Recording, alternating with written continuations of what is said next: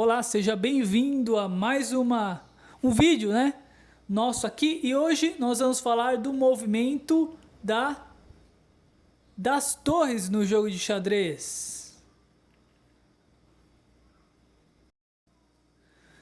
Pois bem, meus amigos, como que é o movimento da torre no jogo de xadrez? A torre, ela se movimenta no sentido vertical e no sentido horizontal, para qualquer casa, tanto para frente quanto para qualquer casa, seja uma casa, duas casas, três casas. Então eu vou exemplificar através do tabuleiro. Veja esta torre aqui localizada em A1. Então o movimento dela pode ser, eu vou colocar ela aqui, ela pode ir para frente, para trás, para a direita ou para a esquerda. Opa! Ela pode ir tanto uma casa para frente, como uma casa para trás, como três casas para frente, como três casas para trás. Bem como ela pode percorrer toda a extensão do tabuleiro para frente, toda a extensão do tabuleiro para trás, bem como ela pode ir uma casa para o lado, uma casa para o outro lado, ou duas casas para a direita, duas casas para a esquerda, três casas para a direita, três casas para a esquerda, ou percorrer toda a extensão do tabuleiro, seja para a direita ou para a esquerda. Basicamente, esse é o movimento da torre. Agora, no próximo corte, nós veremos o que significa e como é configurado o roque. Pois bem, o que é o roque no jogo de xadrez? Eu vou demonstrar agora através dessa pequena representação. Eu vou representar a partir das peças brancas, eu vou fazer uma movimentação delas e ao longo da minha explicação vocês vão percebendo o que é o movimento do roque. Quando eu chegar e disser o que é o movimento do roque, ele vai ficar muito bem explicado. Então vamos lá. Vamos imaginar o início de uma partida de xadrez. Eu vou fazer apenas a movimentação das peças brancas. As brancas, elas começam, vamos supor, inicialmente aqui com o peão. Depois as negras, elas vêm com outra jogada. As brancas vêm com o cavalo. Depois o lance da jogada das negras. Aí as brancas jogam aqui o bispo para E2. Vamos imaginar essa jogada. E aí as negras jogam mais um lance. E daí agora é a vez das brancas. Agora existe a possibilidade das brancas darem roque. Por exemplo, elas podem... O que é o roque? Está vendo este rei, onde está o meu dedo? Então aqui, o rei, ele vem, anda duas casas na direção da torre. E a torre, ela vem para cá, ao lado do rei.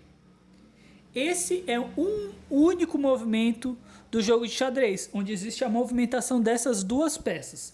O rei e a torre. Eu vou fazer novamente para você entender.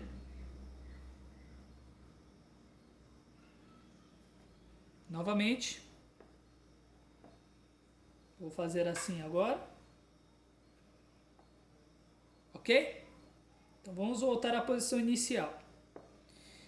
Vocês perceberam, meus amigos, que nessa posição, nem a torre, nem o rei foram movimentados antes do roque.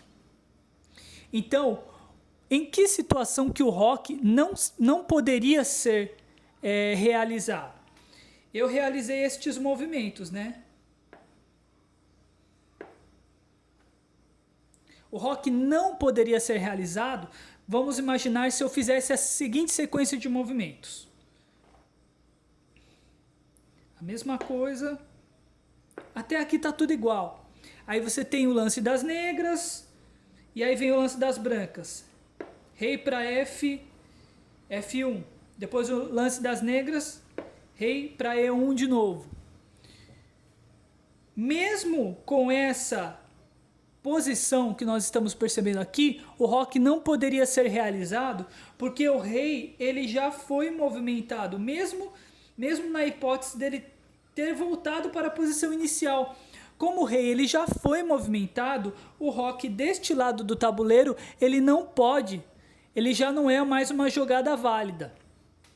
A mesma coisa ela se daria se a torre ela fizesse algum tipo de movimentação. Esta torre, no caso, fizesse algum tipo de movimentação, por exemplo, se ela se movimentasse para F1 e depois mesmo se ela voltasse para H1.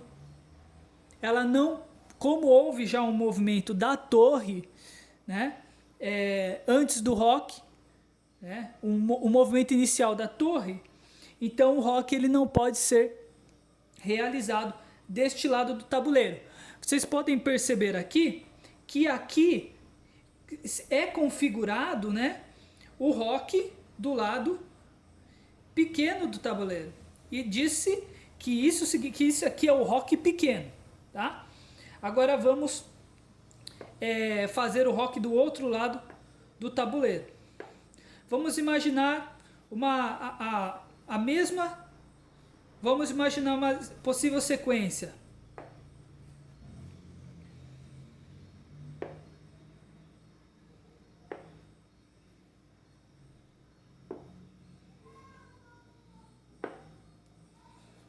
Agora percebam aqui que nós não temos espaço, não temos nenhuma peça entre o rei e a torre. Ou seja, percebemos aqui na nossa sequência que tanto a torre quanto o rei não foram movimentados. Então, o rock ele é permitido fazer o rock deste lado aqui. Então vamos lá. O rei ele anda 2 casas na direção da torre e a torre vem para o outro lado aqui. Esse aqui é o rock grande. Então vamos lá, vamos realizar o movimento novamente para que nós entendamos. O rei novamente.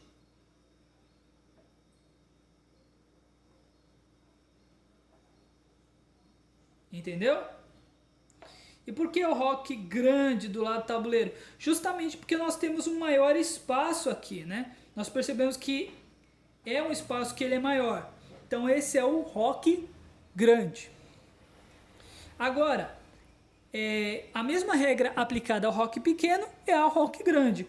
Se a torre tiver feito algum tipo de movimento e o rei também tiver feito algum tipo de movimento, já o rock não pode ser feito. Agora, existem algumas situações em que o rock ele não pode ser realizado. E eu vou explicar qual é essa situação.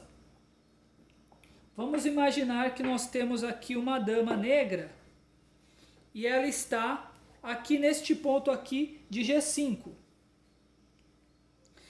A dama negra, veja que ela está atacando uma das casas em que o rock seria realizado, que no caso é a casa de C1. Nesse caso, especificamente, o rock ele não pode ser realizado porque existe um ataque da dama que está aqui.